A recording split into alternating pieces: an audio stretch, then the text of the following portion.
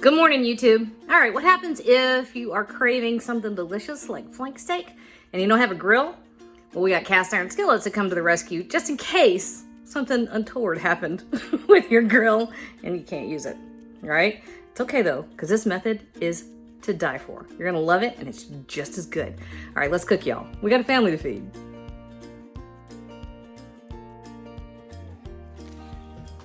Okay, so we're doing a flank steak, and I know there's a lot of you out there that are like, just put it on the grill. And yes, that is, of course, a beautiful way to do it.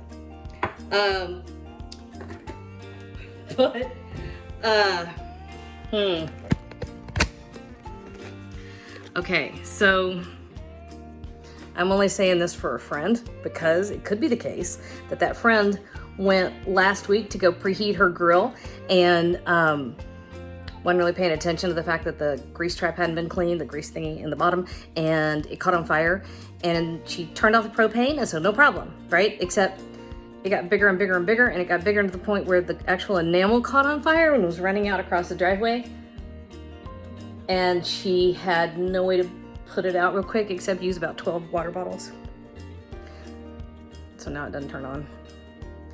That's my friend did that. So, all right. So if you've got a friend that doesn't have a grill, you're gonna preheat a cast iron skillet over medium heat.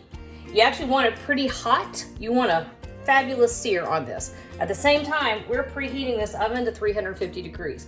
So what you can do to get amazing flavor, and the cool thing about doing it in a skillet is that we're gonna get to make a pan sauce, okay? So, but one of the things that you can do is actually super sear the outside so you get that nice, crusty, beautiful thing happening. And then however much you like it done, I personally like it to the rare side, but however much you like it done, throw it in the oven, okay? So that's how we're gonna handle this. So I've got a couple tablespoons of olive oil.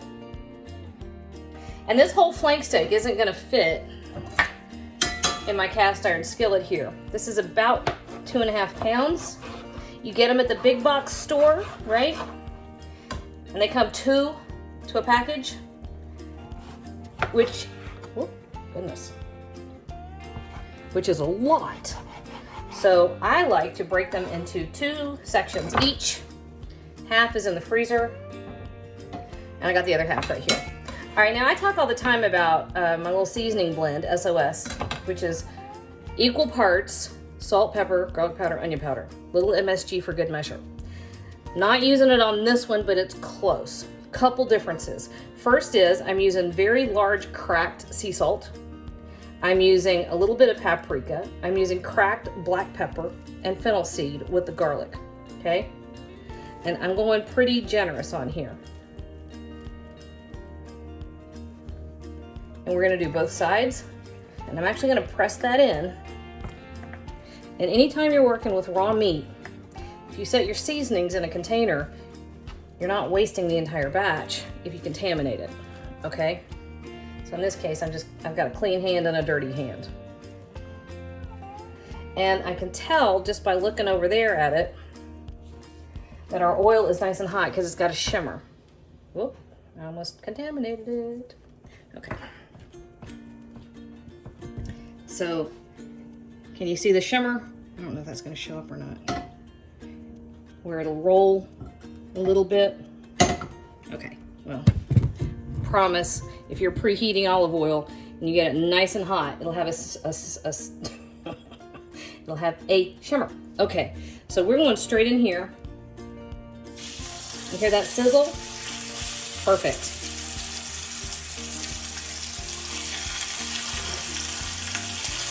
I'll slide that right across the stove top. All right, so we're not touching that for the next 5 minutes. Then we're gonna flip. All right, I had a moment when I thought I had the camera turned on and I didn't, and then so when I went to turn it off, I actually turned it on and I caught myself saying some bad words. So here's what I was talking about. You can see the level of doneness starting to creep up the side of these thicker pieces. You see that? And that happens after about 3 minutes. I know I said 5. Pay attention to what your food's actually doing. Don't worry so much about what a time says in the book. And be careful you're watching your fond down here on the bottom so it's not burning. So I flipped that over. It's going to get another 2 minutes. Then we're going to pull it off. I've already done those two. Nice crusty bits on the outside, right? Not overdone. So this is going to get another 2 minutes, and it'll join its fellows while we make a pan sauce.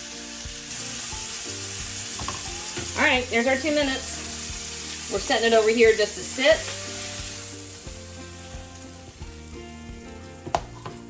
And our next two steaks are going in. The one thing to watch when you're doing this kind of thing in a cast iron skillet where you're gonna build a pan sauce, or anytime you're working in batches with something like this. I was taste testing my vinegar and daggone near killed myself. Is that you're after these little bits in the bottom of the pan. But remember, those bits, some of those bits are gonna be in the pan a lot longer than your food. So if you're doing multiple batches of the food, so some of those bits might burn. So watch for that. Don't build a pan sauce with burned bits. I don't know, that sounds like some kind of life lesson. Probably should be. Watch your burned bits, y'all. Okay. I have an apple in my mouth and my neighbor's at the door. I'm pulling these off real quick. We'll be back to make a pan sauce. Okay, hang on a minute.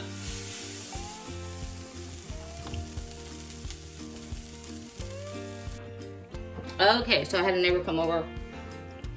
Poor man's having some sewer problems. Wants permission to go on my property to fix something. I don't know what. All right, see all that stuff? Perfect. See that? On the very edge of being overdone. Watch for that. Now, chicken broth. Not quite a cup.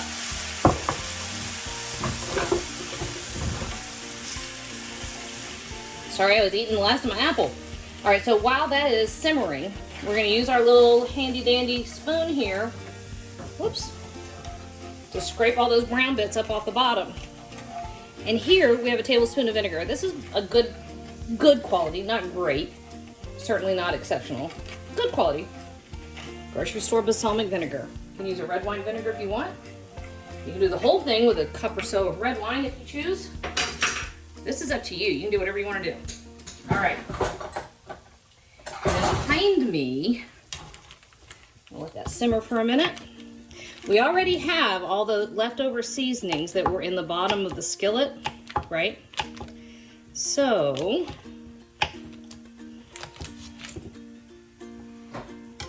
this is when you begin to add your butter. I have half a stick, 1/4 cup of butter. Just cut into little chunks. We're gonna stir. And our steaks are over here resting. And like I said, I like mine to the rare side. More rare than most of my family likes it, I gotta admit. But it is what it is. All right, at this point, I'm gonna take a little handful of thyme, throw that in there, and you're just gonna stir. You're just gonna keep stirring until your butter melts, okay? We have almost got a pan sauce already. How easy is that? Lost track of exactly how much time. So I got to talk to my daughter, my neighbor came over, and anyway, doesn't matter. Our steaks have rested for a little bit, and you're gonna want to cut this against the grain. Flank steak has a lot of flavor, but it is not very tender. What do I mean by against the grain? Well, can you see those fibers running in that direction? If you try to leave those fibers real long, your pieces will be tough. But if you cut it this way, my knife is not sharp. Hang on a second, let me get a sharp knife. Let's see if this one's any better. So if we cut it across those fibers, oh yeah. So then it means that you're working with the direction, okay? Oh my God, that's good. All right, and if you like yours more done, I like it pretty rare. If you like yours more done, throw it in the oven for about 5 minutes, okay? Just watch to make sure that your stuff on the bottom hasn't burned. All right, why am I getting that? That needs to go away. Okay, so here's all we do here. have somebody already behind me stalking. It's not Tango, it's Kinsley. Why you want to blame the cat? Tango stalks us for food. Tango stalks you for food because you're a sucker. You let him have whatever he wants. Yes. He's a little spoiled. Yes. Okay, so here's what we do.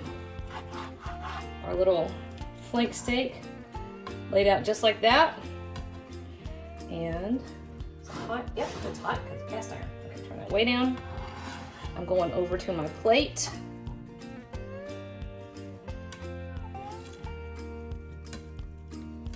Dun, dun, dun, dun, dun. Our steak laid out like that. Okay. And then, why can I never find the right kind of spoon ever? Take our little pan sauce. And there you go.